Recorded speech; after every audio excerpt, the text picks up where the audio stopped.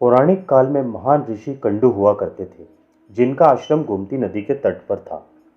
ऋषि कंडू घोर तपस्वी थे। ऋषि को तपस्या में लीन देखकर देवराज इंद्र हमेशा की तरह घबरा गए। उन्हें यह डर सताने लगा कि कहीं ऋषि कंडू उनका स्वर्ग न छीन ले। इसी डर के परिणाम स्वरूप इंद्र ने ऋषि कंडू की तपस्या भंग करने के लिए प्रमलोचा नाम की अप्सरा को पृथ्वीलोक पर भेजने का निश्चय किया।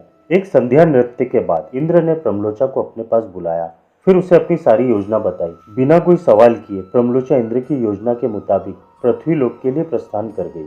पृथ्वीलोक पर प्रमलोचा सीधे वहां पहुंची जहां ऋषि कंडू तपस्या में लीन है। फिर प्रमलोचा अपनी शरारतों से ऋषि कंडू का ध्यान तोड़ने की कोशिश करने लगी। उसके बाद जैसे ही ऋषि की नजर प्रमलोचा पर पड़ी और वे उसके रूप और सौंदर्य को देखकर उस पर मोहित हो गए, और उसके बाद ऋषि कंडू प्रमलोचा के सौंदर्य में इतना खो गए कि उन्हें भोग विलास करते हुए 100 वर्ष बीत गए थे।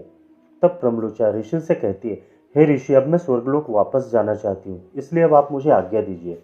अप्सरा के मुख से जाने की बात सुनकर ऋषि उदास हो जाते हैं और कहते हैं, हे देवी, अभी थोड़े दिन और रुक जाती तो अच्छा। ऋषि को उदास देखकर अप्सरा पृथ्वीलोक पर और रुकने के लिए मान जाती है।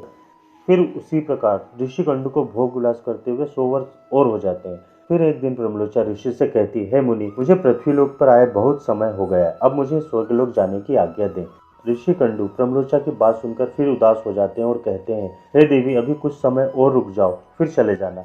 इसी तरह कई 100 वर्ष बीत गए, और जब भी अप्सरा स्वर्गलोक जाने की बात ऋषि से कहती और वो किसी न किसी तरह उसे मना लेते। वो अप्सरा ऋषि के श्राप से भी डर रही थी कि कहीं क्रोध में आकर ऋषि कंडू उन्हें श्राप न दे दें। उधर महर्षि के काम वासना में लिप्त होने से अप्सरा के प्रति उनका प्रेम नित्य बढ़ता ही जा रहा था। तपस्या पूजा पाठ का त्याग कर रात दिन ऋषि कंडू भोग विलास में डूबे रहते। फिर एक दिन अचानक ऋषि कंडू बड़ी तेजी से अपनी कुटिया से निकले। तभी प्रमलोचा उनके पास आई और पूछती है, हे मुनि, आप कहाँ जा रहे हैं? तब ऋषि कंडू ने कहा, हे भद्रे, दिन अस्त हो चुका है, अतः मैं संध्या उपासना करने जा रहा हूँ। अगर ऐसा नहीं किया तो मेरा धर्म नष्ट हो जाएगा। यह सुनकर प्रमलोचा मुस्कुराए बिना रह न सकी और बोली, हे सब वेदों के ज्ञाता, इतने वर्षों में क्या पहली बार आज सूर्यास्त हुआ है? जो संध्या वंदन नहीं करेंगे तो आपका धर्म नष्ट हो जाएगा। मैं तो आपसे जब से मिली हूँ तब से आपने कभी संध्या वंदन किया ही नहीं है। अप्सरा के ऐसे वचन सुनकर ऋषि कंडू बोले, हे भद्रे, नदी के इस सुंदर तट पर आज सवेरे ही तो तुम आई हो। मुझे भली भांति स्मरण है, मैंने आज ही तुमको अपने आश्रम में प्रवेश करते देखा था। अतः अब दिन के समाप्त होने पर संध्या काल हुआ है। मुझे तो लगता है कि तुम मेरा उपहास कर रही हो। तब प्रमलोचा ने ऋषि से कहा, हे ब्राह्मण श्रेष्ठ, आपका यह कथन सत्य है कि मैं आपके आश्रम में सवेरे ही आई हूँ, परंतु आज नहीं। जिस सुबह में आई थी उस समय को तो कई 100 वर्ष बीत चुके हैं। यह सुनकर महर्षि कंडू घबरा गए और बोले, हे सुंदरी, तुझे मेरे साथ रमण करते हुए कितना समय बीत चुका है? तब प्रमलोचा ने बताया कि आपको मेरे साथ रमण करते हुए 907 वर्ष 6 महीने और 3 दिन हो चुके हैं।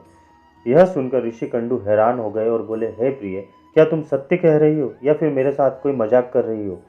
मुझे तो ऐसा ही प्रतीत होता है कि मैं तुम्हारे साथ एक दिन ही रहा हूँ। तब प्रमलोचा बोली, हे ब्राह्मण, मैं आपसे झूठ कैसे बोल सकती हूँ, वो भी उस समय जब आप अपने धर्म का अनुसरण करने के लिए तत्पर होकर मुझसे पूछ रहे हैं। तब प्रमलोचा ने इंद्र की योजना के बारे में ऋषि कंडू को बताया कि आपकी तपस्या भंग करने के लिए मुझे यहाँ देवराज इंद्र ने भेजा है। इस प्रकार ऋषि कंडू ने प्रमलोचा के साथ कई 100 वर्षों तक भोग विलास